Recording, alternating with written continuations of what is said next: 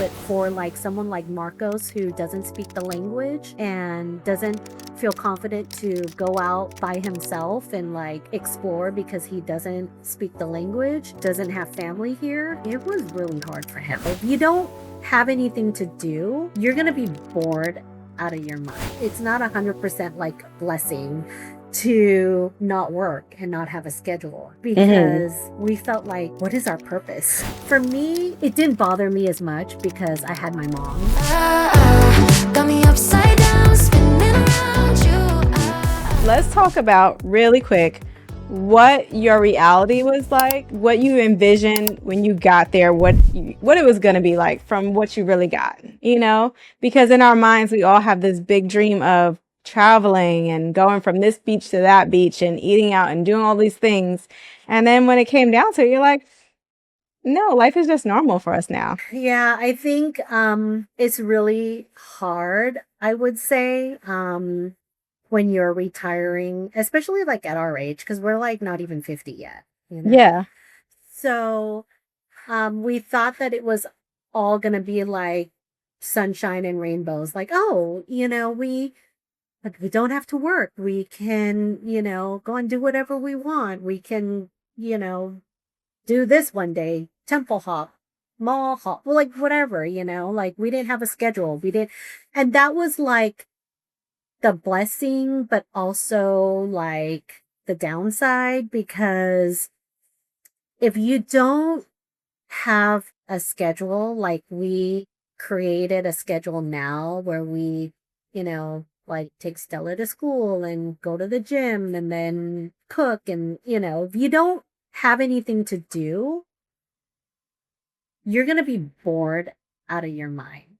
Like, that's what I'll say that that's a real struggle. And I know that sounds almost like superficial, but like, it's not 100% like happiness or Okay. it's not 100% like blessing to not work and not have a schedule because we felt like, what is our purpose? You wake Yeah. up every day and you don't have a purpose. You're not, you know, like, although I'm thankful that I don't have another like teams meeting for work, or I have to put out a fire at a corporate job, or I'm fighting with executives at my company, like, even though I don't have that, but I'm waking up and I don't have anything, Yeah. like I have nothing to do. And so for me, it didn't bother me as much because I had my mom. And so Yeah. like I would, I had that companionship, at least, like I had her to talk to. But for like someone like Marcos who doesn't speak the language and doesn't feel confident to go out by himself and like explore because he doesn't speak the language and um doesn't have family here, it was really hard for him. Yeah. It was hard. I mean, even though he appreciated, like, not working and we didn't, have to go out and find a job and we didn't have to struggle, he really felt like he was slowly wasting away because he didn't have anything to do. Wow. So, so I will say, if you plan to retire early and move to another country, you need to think of like what you want to do, like to, to fill up your day, because otherwise you're just going to go stir crazy. Wow. That's good to know. So, yeah, there were times where he almost told me, let's move back. Yeah. I can see that because you're so used to, especially someone like Marcos, who is so used to every day doing something, or even when he didn't do something, it's just being familiar with your area and being able to talk to people or have something to do to go to somewhere where you don't know anyone. You have family, but you don't speak the language. It's hard. Can you tell me about healthcare? Have you guys been able to use healthcare there? Is healthcare affordable for people who are thinking about that? So we've thought about getting insurance. Mm-hmm. I think when I was getting quotes, it was pretty pricey. So Mm. and I just kind of like, asked around for advice. Like, I asked my mom, who is in her 70s. Yeah, she's in her late 70s. And she told me she doesn't have any health insurance. She said if she has any, issues or health issues or any ailments or anything, she just goes to the hospital. And it's, she gets right in and just pays per visit. And it's Okay.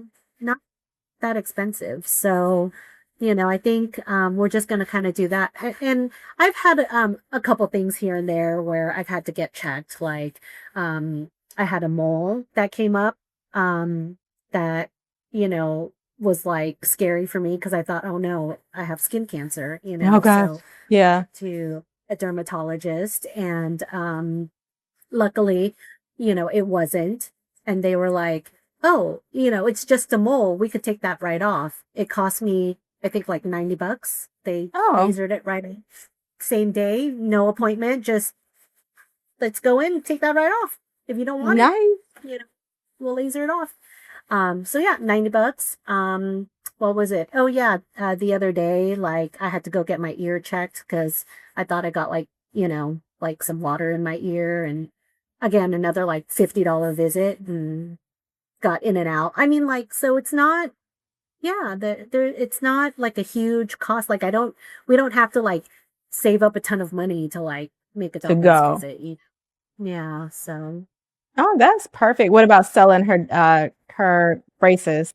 So her braces, so we thought that that was going to be a huge cost, but we found out like there's a ton of dentists here, and Okay.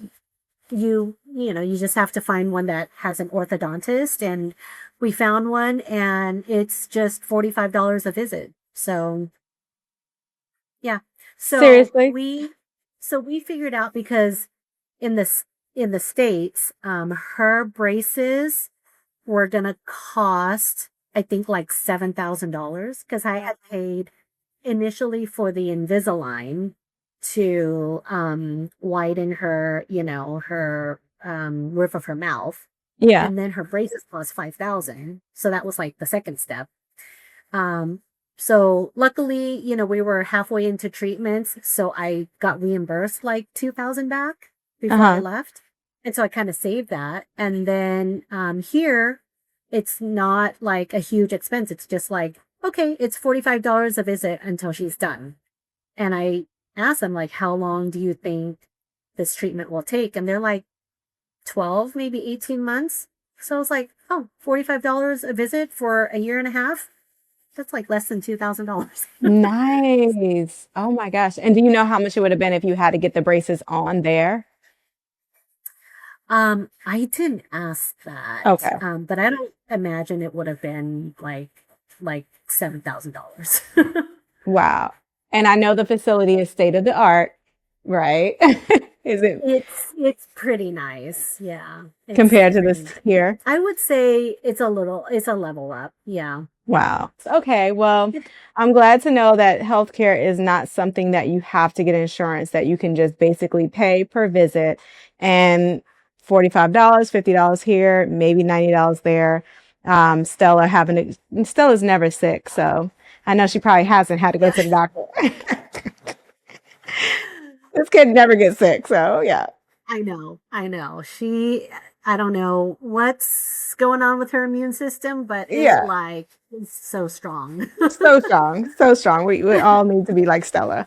Okay, well, that's not bad. Well, again, I really appreciate you taking the time. Where can people find you on social media? I have TikTok, and my handle on TikTok, I think, is Nancy C. Rodriguez. Okay. Mainly TikTok. I don't really use Facebook anymore. However, I do have an account. And that's really it. I'm just trying to grow TikTok right now. And focus on that. Just because I know like everybody's on that. Gotcha. So, if I do, upload any content, it'll be there. Okay. Well, it's really, I told Nancy that she needs to be a person who's like organizes your trip and stuff like that because she's amazing at that. She's amazing at so many things. So hopefully we'll get her on too. But we appreciate you, Nancy, for taking the time and just chit-chatting with us. So thanks. I